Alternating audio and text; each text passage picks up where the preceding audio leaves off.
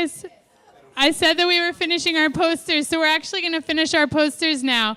I would like, I don't know, I'm going to go around and ask different groups to present their posters and everybody else to pay attention to the posters. Do we have a group to volunteer to go first? Over here, they are. Great. Okay. Everybody look over here. Hi, can everyone, is this working? Nobody listening. Hello? Yes. It's working? Okay, so this is very much a half-finished project at the moment, but we decided to go with the topic of tides. It's something that each of us has been asked about by teachers, how we can demonstrate it, and we still haven't come up with a way to do that. So, if I feel weird talking to a camera.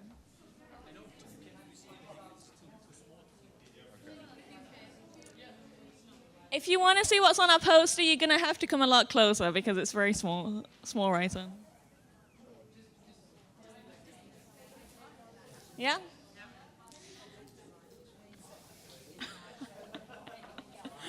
So who am I talking to? Okay. So as I was saying, we still have yet to come up with a way to practically demonstrate how the tides are caused. So if anyone has any ideas about this, please come and talk to us afterwards, because we're very intrigued to come up with something. So instead, we've decided to come up with an open-ended inquiry project for students around 16 to 18 years. This is an extended research project of at least a month, and it's unfortunately specific to schools that can either get to the coast quite easily or are located right by the coast. So our core skills and our overall goals are actually intertwined, because the main goals of this project are to get the students to practice their core skills and their scientific method. So the steps are simply, we show the students a video of a tide coming in, or we take them out and let them actually know. It'd have to be a time-lapse video of the tide coming in or going out. And then we split them up into groups to practice teamwork, and they'll discuss what's happening. And do I have to wrap it up a little bit? They discuss what's happening and come up with questions that they want to answer about the tides. With a few questions, each team will have a few questions that they'll then go out and carry out observations and measurements and try and answer the questions and then present their results to the rest of the class. Thanks. Who's next? Over here. Awesome.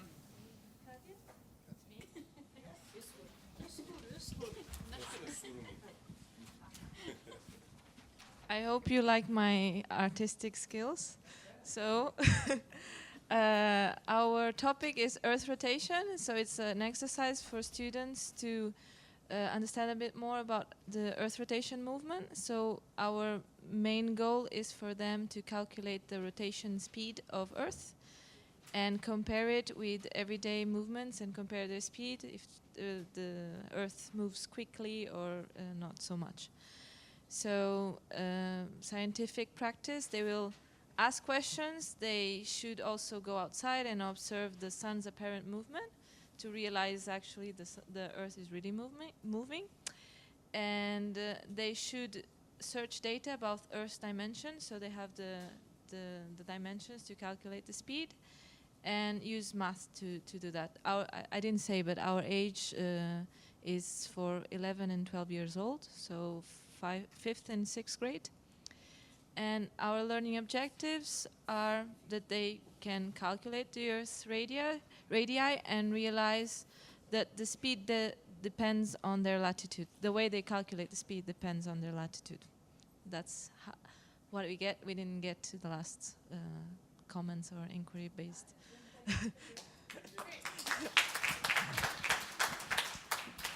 Great, thank you very much. Next team over here. Are we ready?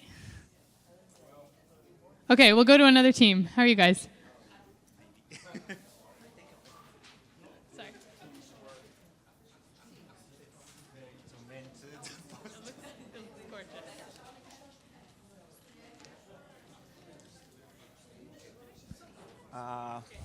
So we were inspired from the last talk in the morning. So music from pulsars.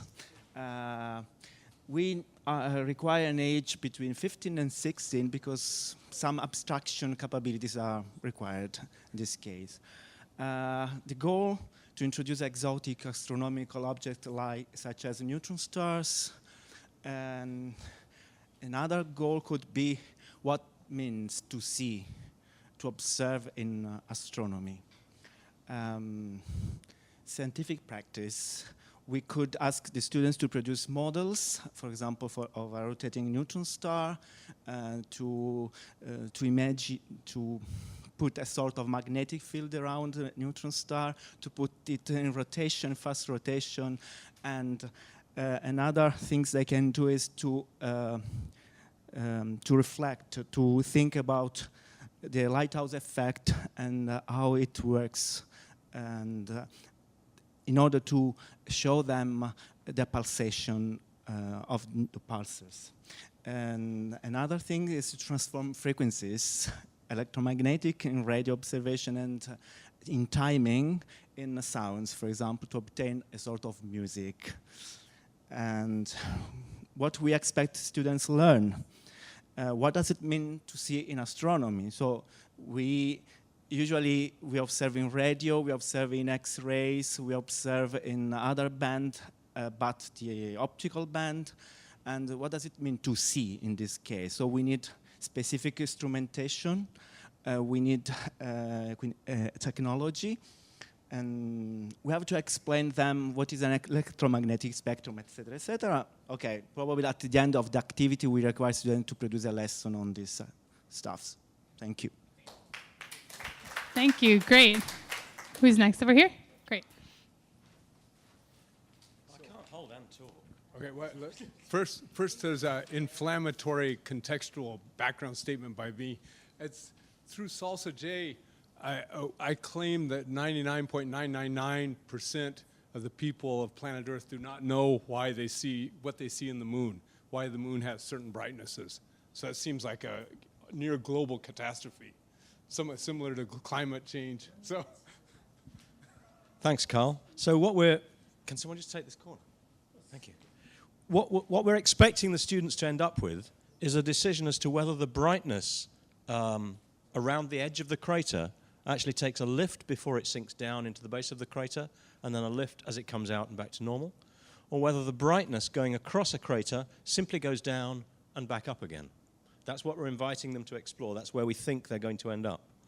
Carl, what were the goals here? They were to measure the brightness variations around the edge of the crater. That's the simple statement of where it's supposed to go.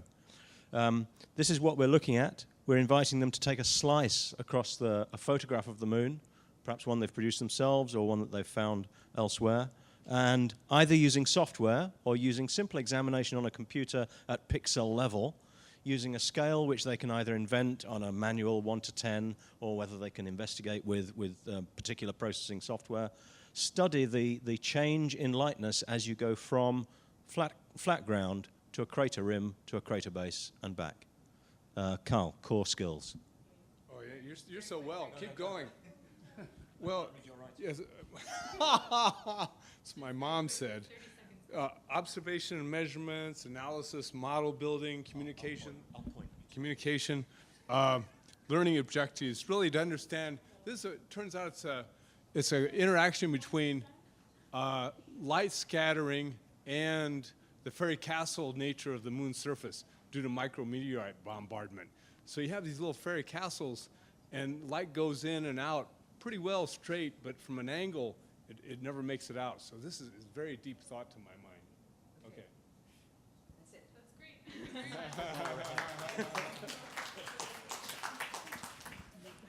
You guys ready? It's very difficult to me speak and write in English. I hope you understand. Our activity is mission to Mars. what are the best materials to build a spaceship to go to Mars with a tripulation, okay? Is for 12 years, 7th grade, and the concepts we want the students learn: conductivity, thermic. The activity is test materials like cotton, cortiça, cork, cotton, cork, speckle, and they must build a wall, and we have an egg, and the goal is the egg doesn't burn, okay? If the egg doesn't burn, the team wins, and they know what are the best materials. They are very materials, simple materials with this. This is a possibility, okay? The eggs must stay alive because the tripulation is a problem. It's simple, okay?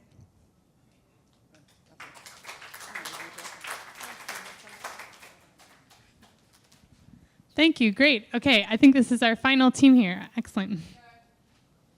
Oh, I missed you. Oh, sorry. I was over by you before and then we went away. So sorry.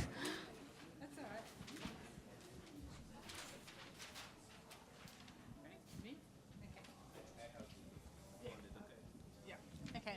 All right, so ours starts with the 10 plus age group, and which age, the level that you would start with would depend on where your age group was. But we're looking particularly at the beginning lesson. So we're looking at deep sky objects. We want them to develop a real in-depth knowledge of deep sky objects. So that includes things like nebula and what it's made of, and the starburst region, and so on. To be able to locate and image deep sky objects, and then to find groups of them so they understand how they work together. Scientific practice, well, we're going to use scientific level telescopes, and there are a lot of education ones available today where they can access them.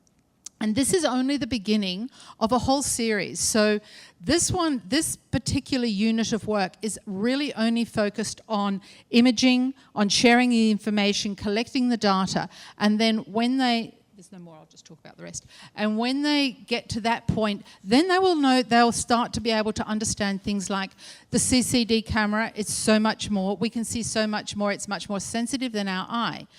That will lead into the colour spectrum, but that would be further down the track. And then that colour is a reflection of temperature. So they would follow on one from the other. And starting when we've got the evaluation would come under just basic skills, like can they use the telescope? It would be demonstrated. If they've got images, they can use the telescope. They then share that information. So they become experts only on one group. Not every group does the same object. They take that information, they share it in a group, and then you can move on to things like colours and lights and spectrum. But you've developed all the basic skills that you need to be able to analyse data that you take from telescopes, so they can do basic photometry, basic astrometry, and so on, moving into spectrometry. Did I cover everything? That's it. Wonderful. Thank you. Okay, now it's our final team.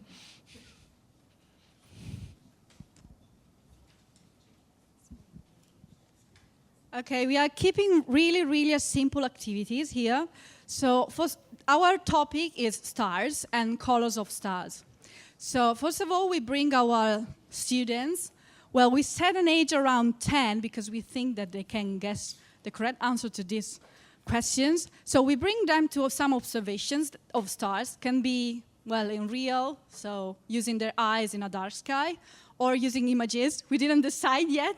So deep skies images from Hubble or space telescopes.